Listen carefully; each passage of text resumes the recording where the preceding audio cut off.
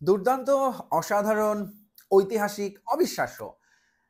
মানে কোনো বিশেষণই ঠিক পরিপূর্ণভাবে বোঝাতে পারবে না বাংলাদেশের এই জয়টা পাকিস্তানের সঙ্গে, পাকিস্তানের মাটিতে। প্রথমবার টেস্ট জয় এবং আরো অনেক, অনেক ঐতিহাসিক ঘটনা ঘটে গিয়েছে এই ম্যাচে। কিন্তু এই ম্যাচ জয়ের আসলে কৃতিত্বটা আপনি কোন জায়গায় দেবেন? উইকেটকে? নাকি বাংলাদেশের বোলারদের? নাকি বাংলাদেশের ব্যাটসম্যানদের? বিশেষ করে মুশফিকুর রহিমের অসাধারণ ইনিংস? নাকি মিরাজের ব্যাটে বলের সমান অবদান? কিংবা সাকিবের ওই ক্রুশাল মোমেন্টে পুরনো সাকিবকে ফিরে পাওয়া, তার বোলিংকে ফিরে পাওয়া? এই সব কিছুরই আসলে অবদান আছে, কারণ বাংলাদেশ দল হিসেবে জিতেছে। তবে আমি একজন লোককে বিশেষভাবে ধন্যবাদ দিতে চাই, তিনি হচ্ছেন এই ব্যক্তি। তিনি কে তার সম্পর্কে আরেকটু ডিটেইল নিয়ে পরে আসছি। তবে তার আগে আমি আসলে যে বিষয়গুলো নিয়ে কথা বলতে চাই সেটা হচ্ছে গতকালকের ম্যাচের পরে আমার মনে একটু ক্ষীণ সন্দেহ ছিল যে বাংলাদেশ একটু লেট করে বোলিং শুরু করলো কিনা। শেষ বিকেলে মাত্র 10 ওভার বল করেছে, যদি আরো 10 ওভার বোলিং এর সুযোগ পেত তাহলে হয়তোবা পাকিস্তানে যদি আরো একটা দুটো উইকেট তুলে নেওয়া যেত তাহলে ম্যাচে এগিয়ে থাকতে পারতো বাংলাদেশ। কিন্তু আমার সেই সন্দেহকে ভুল প্রমাণ করেছেন বাংলাদেশের বোলাররা। তারা বলেছে যে না, সকালের ওই সময়টুকুই যথেষ্ট।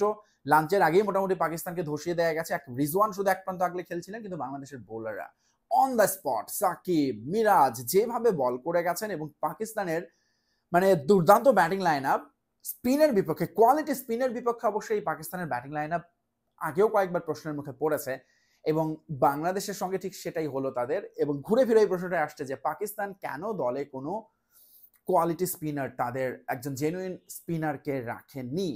এবং সেটা নিয়ে আসলে কথা বলেছেন ম্যাচ শেষেও তাদের ক্যাপ্টেন, যে তারা এটা টোটালি মিসরিড করেছেন। এবং এইখানটাতেই আসলে কৃতিত্ব দিতে হচ্ছে এই টনি হেমিংকে, যিনি খুবই সম্প্রতি বাংলাদেশ থেকে পাকিস্তানে গিয়েছেন। বাংলাদেশের পিচ কিউরেটর হিসেবে তাকে নিয়োগ দিয়েছিল বিসিবি গত বছরের জুলাইতে, 2023-এ। 1 বছর তিনি বাংলাদেশে কাজ করেছেন। মিরপুর ছাড়া বাকি সমস্ত উইকেটেই তাকে ঘুরিয়ে ফিরিয়ে পিচ নিয়ে তাকে দিয়ে কাজ করিয়েছে বিসিবি। টনি হেমিং সম্পর্কে একটু জানিয়ে রাখা দরকার, হি ইজ লাইক ওয়ার্ল্ডের ফাইনেস্ট পিচ কিউরেটর। এই সয়েল বিষয়ক বিজ্ঞানী বলা যায় তাকে, এবং খুবই হাইলি রেট করা হয় তাকে। আইসিসি একাডেমির দায়িত্বে ছিলেন, বিভিন্ন দেশের সঙ্গে ঘুরে ফিরে কাজ করেছেন, সৌদি আরবে ফুটবল মাঠেরও তিনি কাজ করেছেন। সব মিলে এই অস্ট্রেলিয়ান ভয়ঙ্কর ভয়ঙ্কর লেভেলের একজন পিচ কিউরেটর, তাকে বাংলাদেশ এনেছিল।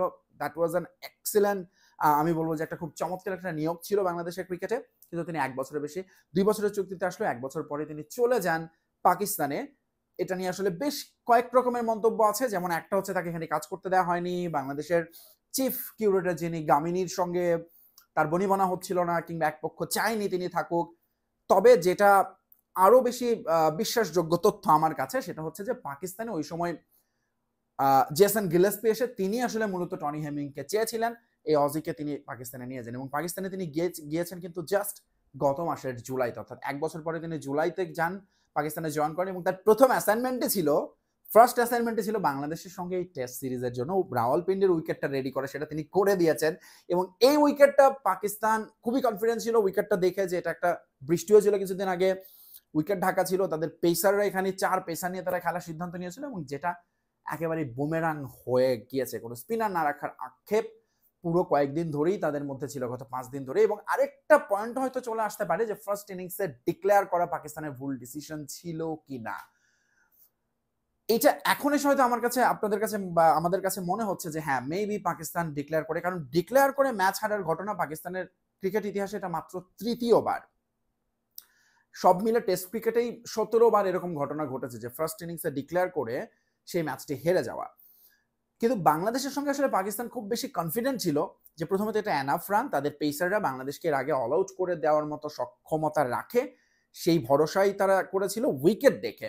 কিন্তু সেইটা অ্যাকচুয়ালি কাজে আসেনি। ফলে কি হয়েছে আমরা দেখেছি, বাংলাদেশের ব্যাটসম্যানরা একেবারেই ঠিক যে কাজটা করা উচিত, মিরাজ, মুশফিকরা, লিটনরা সেই কাজটা দারুণভাবে সম্পন্ন করেছেন। একটা বড় লিড নেয় এবং ফার্স্ট ইনিংসেরও 117 রানের লিড, এটাই আসলে বাংলাদেশকে এই ম্যাচে, মানে তখন আসলে ম্যাচটা অনেক বেশি হাতের মুঠোয় এনে দিয়েছে। এবং দ্বিতীয় ইনিংসে পাকিস্তানে সেরকম হুড়মুড় করে ভেঙে পড়বে বাংলাদেশের স্পিনের সামনে, প্রথম ইনিংস ডিক্লেয়ার করার পর কেই বা ভাবতে পেরেছিল বলুন তো, যে পাকিস্তানের ব্যাটিং লাইন আপ বাংলাদেশের বোলারদের সামনে এভাবে ধসে যাবে। Because credit goes to Bangladeshi bowler.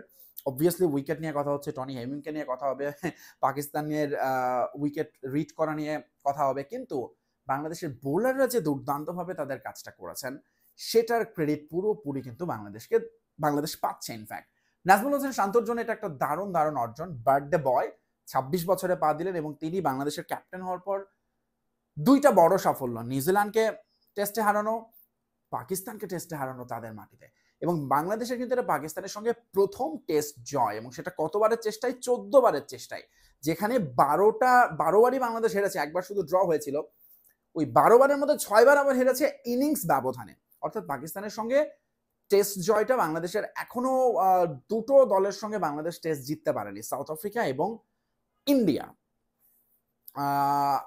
এছাড়া বাকি সবগুলো দলের সঙ্গে টেস্ট জেতা হয়ে গেছে। তবে পাকিস্তানের সঙ্গে যেটা বলছিলাম যে 14 বারের চেষ্টা এসে প্রথম জয়, পাকিস্তানের সঙ্গে প্রথম টেস্ট জয়, এবং সেটাও বাংলাদেশের টেস্ট ইতিহাসের সবচেয়ে বড় জয়, 10 উইকেট। এর আগে 10 উইকেটে বাংলাদেশ কখনো টেস্ট ম্যাচ জেতেনি, এবং মাত্র 30 রানের টার্গেট নিয়ে বাংলাদেশ কখনো আগে ব্যাট করেনি। সো অসাধারণ বাংলাদেশের জন্য সব দিক থেকেই। আরো ভালো লেগেছে যে ম্যাচ শেষে নাজমুল হোসেন শান্ত এই জয়টা ডেডিকেট করেছেন যারা ছাত্র বিক্ষোভ আন্দোলনে যারা মারা গিয়েছেন বা নিহত হয়েছেন তাদের উদ্দেশ্যে। মুশফিকুর রহিম আমরা জেনেছি যে তিনি তার ম্যান অফ দ্য ম্যাচের যে পুরস্কারের অর্থ প্রাইজ মানি সেটা তিনি বন্যার্তদের জন্য দিয়ে দিচ্ছেন। সো বাংলাদেশ আসলেই একটা অন্য বাংলাদেশকে আমরা দেখছি এখন। পুরো বাংলাদেশ যেভাবে এক হয়ে উঠেছে সব দিক দিয়ে মিলিয়ে, এবং সেটার যখন ক্রিকেটের সঙ্গে এই বিষয়গুলোরও যোগ ঘটে তখন আসলে এই সব জয়ের মাহাত্ম আরো বেশি বাড়িয়ে দেয়। ওকে, প্রথম টেস্ট জয় তো হলো, এবার প্রথম সিরিজ জয়ের সুযোগ বাংলাদেশের সামনে, এবং সেখানেও কিন্তু বাংলাদেশ পরের ম্যাচে পাকিস্তানের সঙ্গে ম্যাচটা শুধু ড্র করতে হবে, এবং সেটা খুব বেশি কঠিন এখন মনে হবে না, কারণ বাংলাদেশ টেস্টে আমি বলবো যে গত কয়েক বছর ধরে কিন্তু একটা কনসিস্টেন্ট পারফরমেন্স করছে, এবং তার চেয়ে মজার ব্যাপার হচ্ছে টনি হেমিং সেখানেও থাকবেন, এবং আমি নিশ্চিত যে পাকিস্তান এবারে অনেক বেশি সাবধানে পা ফেলবে, অন্তত উইকেট নিয়ে এত বড় ঝুঁকি তারা নেবে না কোনো স্পিনার ছাড়া মাঠে নামার। But what ever, next match আসতে অনেক দিনই, এখন এই জয়টা আসলে উদযাপন হচ্ছে যদিও খুব সীমিত আকারে, কারণ দেশে একটা ভয়াবহ দুর্যোগ সংকটের মধ্য দিয়ে আমরা যাচ্ছি সব দিক থেকেই। তার মাঝে বাংলাদেশের এই জয়টা কিছুটা হলেও স্বস্তি দেবে, বিশেষ করে যারা খেলাধুলা পছন্দ করেন, ক্রিকেট পছন্দ করেন তাদেরকে। So once again hats off to Bangladesh cricket team, you have done a tremendous job. এবং এখন শুধুমাত্র এই যে এত কিছুর প্রভাব যে দলটার মধ্যে পড়েনি, গত কয়েক দিন ধরে প্রায় 2 মাস পর বাংলাদেশ টেস্ট খেললো, মাঝখানে শুধু টি20 খেলেছে, সেই সময়টায় প্রিপারেশন ওয়াজ গুড।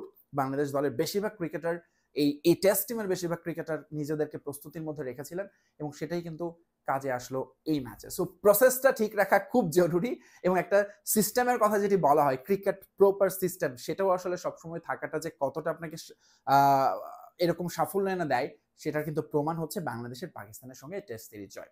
সো এখনকার মতো এইটুকুই, ভালো থাকবেন, বাই বাই, টাটা।